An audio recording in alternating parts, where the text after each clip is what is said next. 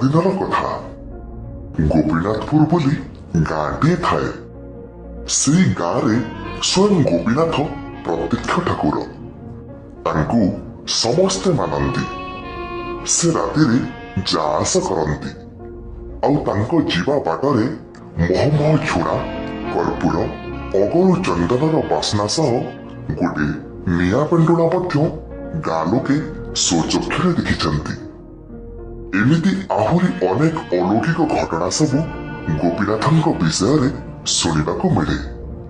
ତାଙ୍କ ପଥର ମୂର୍ତ୍ତି ସ୍ଥାପନ କରିବାର ମଧ୍ୟ ଗୋଟେ ଅପୂର୍ବ କଥାଟିଏ ଅଛି। ଥରେ ସେହି ଗାଁର ବିଷ୍ଣୁ ଦାସ ନାମକ ବ୍ରାହ୍ମଣ ତାଙ୍କ ବିଲରେ ମାଟି ହାଣୁଥିଲେ। ମାଟି ହାଣୁ ହାଣୁ ଗୋଟେ ପଥରରେ ତାଙ୍କ କୋଦାଳ ବାଜିଲା। ତାପରେ ସେ ଲକ୍ଷ୍ୟ କଲେ ଯେ ସେହି ଅଳ୍ପ ଦିଶୁଥିବା ପଥରରେ ରକ୍ତ, ତା ସାଙ୍ଗକୁ କୋଦାଳରେ ବି ରକ୍ତ ଲାଗିଛି। ସେ ଡରିଗଲେ। ଅତି ସାବଧାନତାର ସହ ସେ ପଥରର ଚାରିପଟ ଖୋଳିଲେ। ଆଉ ତାପରେ ଦେଖିଲେ ସେ ପଥର କିଛି ସାଧାରଣ ପଥରଟିଏ ନଥିଲା। ସେ ଥିଲା ସ୍ୱୟଂ ଗୋପୀନାଥ ବଂଶୀଧାରୀ ମଦନ ମୋହନ କୃଷ୍ଣଙ୍କର ଅପୂର୍ବ ମୂର୍ତ୍ତି। ତା ପରଠୁ ବ୍ରାହ୍ମଣ ବିଷ୍ଣୁ ଦାସ ତାଙ୍କୁ ଆଣି ଗାଁ ଭାଗବତ ଘରେ ରଖିଲେ। ସେଇଦିନଠୁ ପୂଜାପାଠ କଲେ। ତାଙ୍କର ସବୁ ସେବାନୀତି କଲେ। ଗୋପୀନାଥଙ୍କୁ ପ୍ରଭାତରୁ ସେଜରୁ ଉଠେଇବା, ଗାଧୋଇ ଦେବା, ତାଙ୍କ ଶ୍ରୀଅଙ୍ଗରେ ଚନ୍ଦନ ଲଗେଇବା, ଲୁଗା ପିନ୍ଧେଇବା, ଭୋଗ ଲଗେଇବା, ପୁଣି ଦ୍ୱିପ୍ରହରେ ରନ୍ଧାଭୋଗ ଦେବା, ସଞ୍ଜରେ ପୂଜା ଆଳତି ସାଙ୍ଗକୁ ରାତିରେ ପୁଣି ସେଜରେ ଶୁଆଇବା, ସବୁ କାମ ବିଷ୍ଣୁ ଦାସ ହିଁ କରନ୍ତି।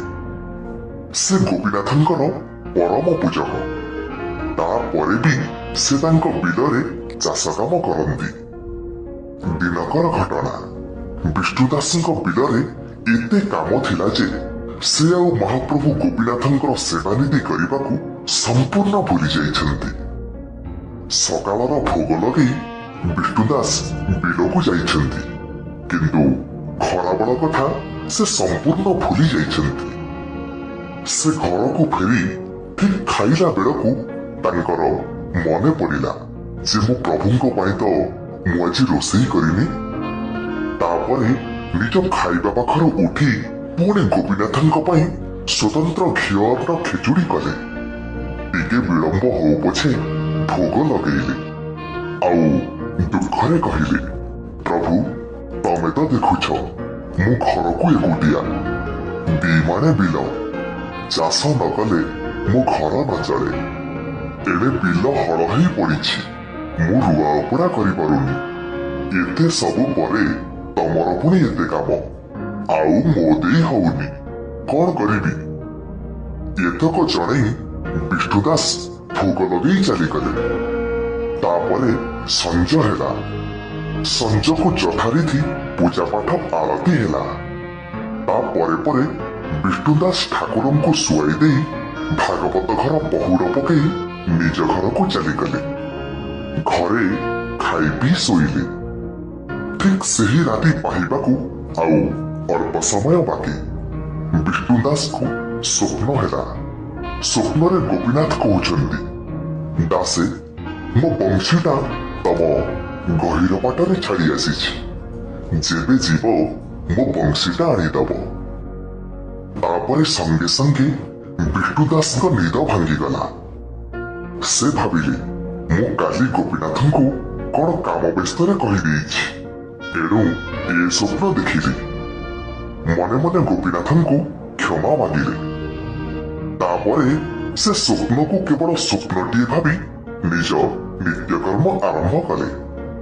ତେବେ ଠାକୁରଙ୍କ କାମ ସାରି ବିଲକୁ ଯିବାକୁ ହବ। ମୋହନପାରିରୁ ତଳି ଉପାଡ଼ି ଗହୀରପାଟ ବିଲରେ ରୋଇବାକୁ ହବ। ଆଜି ବହୁତ କାମ। ତେଣୁ ବିଷ୍ଣୁ ଦାସ ନିଜ ନିତ୍ୟକର୍ମ ସାରି ଭାଗବତ ଘରକୁ ଚାଲିଲେ।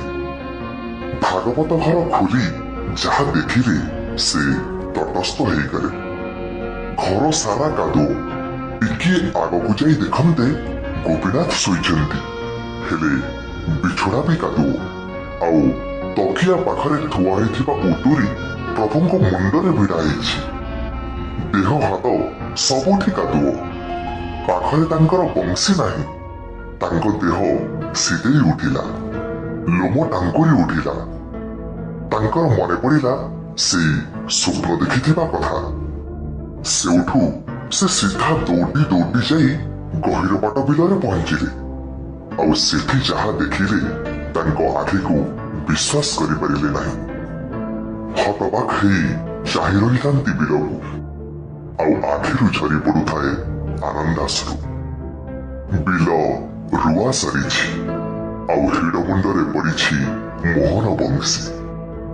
ସେ ସବୁ ବୁଝିଗଲେ। ହେ ପ୍ରଭୁ, ତମେ ଭକ୍ତର କଷ୍ଟ ଦେଖି ନ ପାରି ଶେଷରେ ତା ବିଲରେ କାମ କଲ। ତାପରେ ବିଷ୍ଣୁ ଦାସ ସେଠୁ ବଂଶୀ ଧରି ସିଧା ଭାଗବତ ଘରକୁ ଫେରିଲେ। ଗୋପୀନାଥଙ୍କ ପାଦ ତଳେ ନମ ହେଇ ପଡ଼ିଗଲେ। ତାଙ୍କ ଆଖିର ଲୁହରେ ଧୋଇଦେଲେ ଗୋପୀନାଥଙ୍କ କାଦୁଅ ପାଦ। ଭାବଭରା କଣ୍ଠରେ କହିଲେ, ପ୍ରଭୁ, ତମେ କଣ ମୋ କଥାରେ ଅଭିମାନ କଲ? ହଁ, କଥାରେ ଅଛି, ବିଶ୍ୱାସ ମିଳୟନ୍ କୃଷ୍ଣ। ଈଶ୍ୱରଙ୍କ ସାନ୍ନିଧ୍ୟ ପାଇବାକୁ କିଛି ବିଶେଷ କର୍ମ କରିବାକୁ ପଡ଼ିବନି। ଯଦି ନିଜେ ସତରେ ନିଜ କର୍ମ କରୁଥିବ, ତେବେ ଈଶ୍ୱର ସଦାସର୍ବଦା ତୁମ ପାଖରେ ଅଛନ୍ତି, ତୁମ କାମରେ ଅଛନ୍ତି। ନିଜ ସତ୍ କର୍ମ ଉପରେ ଦୃଢ଼ ବିଶ୍ୱାସ ହିଁ ଈଶ୍ୱର ବିଶ୍ୱାସ। ଏଣୁ ମହାପୁରୁଷମାନେ କହିଛନ୍ତି, କର୍ମ ହିଁ ଭଗବାନ।